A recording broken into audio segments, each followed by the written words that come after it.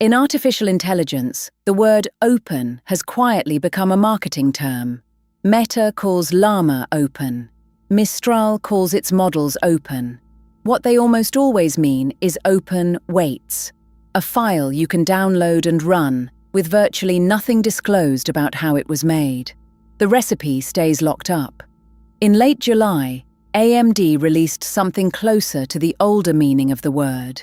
Instella-MoE, a 16 billion parameter mixture of experts model that activates roughly 2.8 billion parameters per token.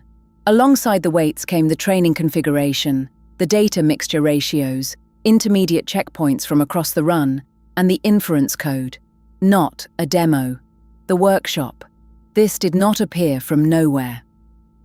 On March 5, 2025, AMD's AI group published Instella 3B, a 3.1 billion parameter dense model trained entirely from scratch on 128 Instinct MI300X accelerators across roughly 4 trillion tokens. AMD released the weights, the datasets, the hyperparameters, and the training code together. Follow-ons came fast: a long context variant, a math-specialized version, and a small vision language model. The pattern was consistent, and the motivation was never really about topping leaderboards. AMD's argument was infrastructural, that its silicon and its ROCm software stack could carry a complete pre-training run end-to-end, without NVIDIA hardware anywhere in the loop. Instella-MoE extends that argument into sparse architectures. A dense model runs every parameter for every token.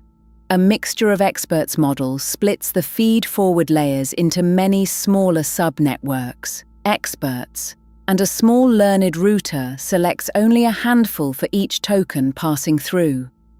The result, in Instella-MoE's case, 16 billion parameters stored, roughly 2.8 billion computed per token. You get something close to 3 billion parameter compute economics attached to a much larger store of learned knowledge. The trade-off is memory. All 16 billion parameters must sit resident, even though most sit idle at any given moment. Mixture of experts doesn't eliminate cost. It moves it from compute to VRAM. Consider what each of those artifacts actually buys you. Weights let you run the model. Configs let you see the learning rate schedule, the batch sizes, the optimizer states, the boring numbers that decide whether a run converges or collapses.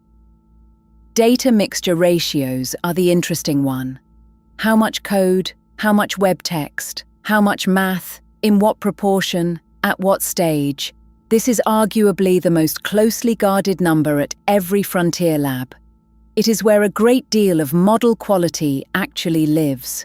And intermediate checkpoints let you watch a model learn, not the finished object, the process. Mixture of experts training has known failure modes.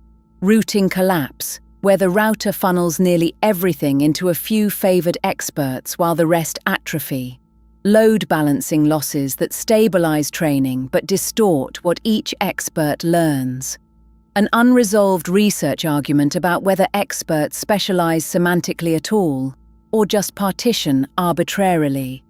You cannot study any of that from a final checkpoint. You need the trajectory. The Allen Institute made a similar release with OL-MoE in September 2024, 7 billion total, 1 billion active, published with data and checkpoints. That club has remained very small. AMD has now joined it, on its own hardware. Set it against the field. Mixtral 87B, released December 2023, gave the community weights and a torrent link, and very little else. DeepSeek v3 published an unusually detailed technical report, but not its training corpus. Llama 4. Scout arrived in April 2025 under a custom license with usage restrictions. Qwen 3's 30 billion parameter sparse model shipped weights and benchmarks. OpenAI's GPT-OSS-20B came out in August 2025 under Apache 2.0, genuinely permissive and genuinely silent on data. 3 tiers roughly: open weights plus a paper, and actually reproducible. Instella-MoE is claiming the third tier. That claim is worth verifying, but it is a rare claim to make. It's worth being clear-eyed about motive. AMD does not sell models. AMD sells accelerators, and its principal obstacle has never been raw silicon. It's been software maturity and the perception that serious training happens on CUDA. Every fully documented training run executed on MI300X hardware is a direct rebuttal to that perception. The published configs aren't just a gift to researchers, they're an existence proof aimed at procurement committees. That doesn't diminish the release, it explains its durability.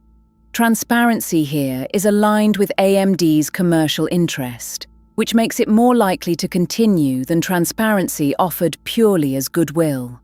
For self-hosted agentic coding, the arithmetic is favorable.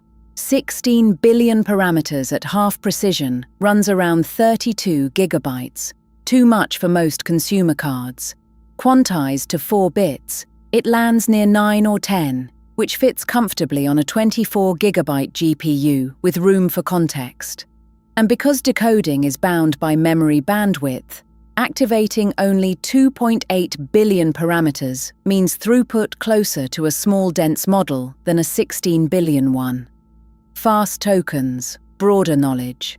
The honest caveat: models in this activation class remain fragile in long agentic loops. Multi-step tool use, error recovery, and instruction adherence over dozens of turns are where they degrade, and benchmark scores rarely capture that. Several things remain unsettled. The licensing terms on the underlying corpus, whether the published configurations, run independently, actually reproduce the reported results, whether AMD sustains this practice as its models grow more commercially valuable. Reproducibility is a claim until someone reproduces it. That work will take months, and it will be done by people with no stake in the marketing. But the direction is meaningful.